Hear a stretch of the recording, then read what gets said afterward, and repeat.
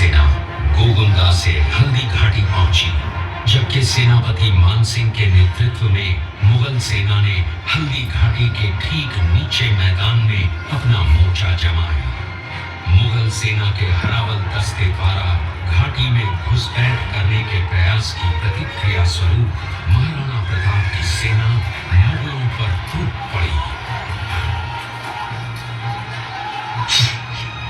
प्रताप के हरावल सैन्य दलों का नेतृत्व पठान हाकिम खान सूर कर रहे थे। भीलू राणा, जो राणा पूंजा के नाम से भी जाने जाते हैं, उनके नेतृत्व में भील आदिवासियों ने गोरिल्ला पद्धति से युद्ध करते हुए मुगलों के छक्के छुड़ा दिए। देखते ही देखते शाही सेना में खलबली मच गई। रक्त तलाई घोड़ों की टापों, हाथियों की चंगारों और तलवारों की झंकारों से गूंज उठी। चारों तरफ हाहाकार मच गया। युद्ध का घटनाक्रम अचानक उस समय बदल गया जब प्रताप ने अपने घोड़े चेतक को एड़ लगाकर मानसिंह के हाथी पर चढ़ा दिया और उस पर भाले से भरपूर वार किया। मानसिंह हौदे में दुबक गया। हाथी से उतरते समय चेतक की एक टांग कट गई। इस स्थिति को भांपकर महाराणा प्रताप के हमशक्ल सेनापति झालामान ने महाराणा प्रताप से आज्ञा लेकर उनका राजमुकुट धारण किया। मुगल सेना झालामान को महाराणा प्रताप समझकर उन पर टूट पड़ी और झालामान शहीद हो गए।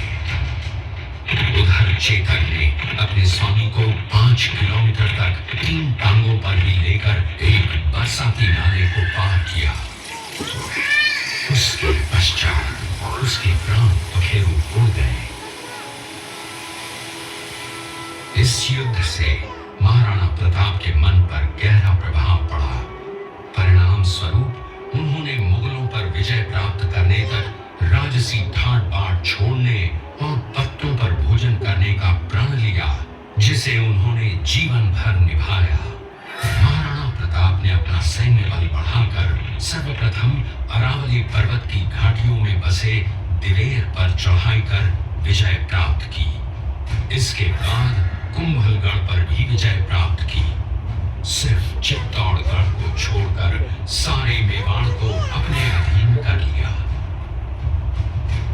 कालांतर में महाराणा ने चावंड में अपनी राजधानी स्थापित की।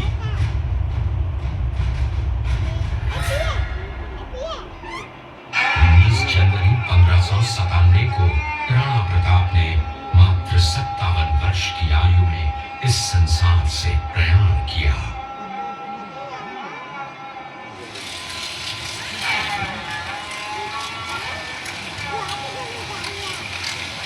हल्दी घाटी का युद्ध एक सांप्रदायिक युद्ध न होकर आत्मसम्मान, मातृभूमि की स्वतंत्रता व स्वाधीनता का संघर्ष था।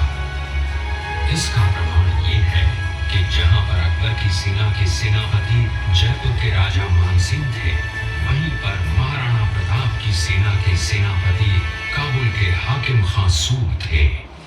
महाराणा प्रताप स्वतंत्रता की वेदी पर एक ऐसा अंगारा था जो आत्मसम्मान व देश गौरव के लिए दिन रात जलता रहा, धधकता रहा और अंत में बुझकर भी उसने देश में ऐसा लौह भर दिया जिसकी प्रखर किरणों ने भारत माता को गुलामी की जंजीरों से मुक्त कराने के लिए सदा